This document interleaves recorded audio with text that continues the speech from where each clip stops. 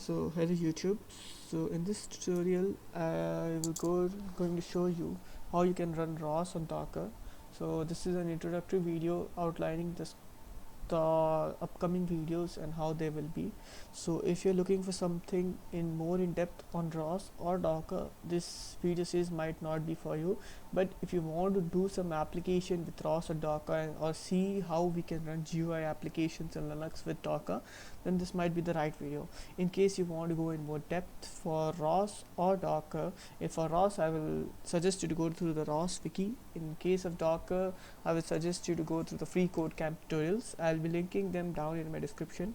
So I think, yeah, and another thing which I would like to point out is I'll be going to use a virtual box for my implementation, but again I'll install it from fresh so that you don't have any problems in dependencies. But I would recommend you, if since you're running simulation, it's better to have a dual booted Ubuntu, since you will utilize all your cores. When you are in VirtualBox, you will be utilizing only one of the cores, and the simulation will be very laggy. It will be 1 fps, which won't be very good. But if simulation is not your aim and you just want to learn, then VirtualBox should be fine. So in the next video I will be showing you how you can install VirtualBox along with loading Ubuntu image, and that will be the topic for the next video. And if you're already familiar with it, you can easily skip the next video because it will be very basic.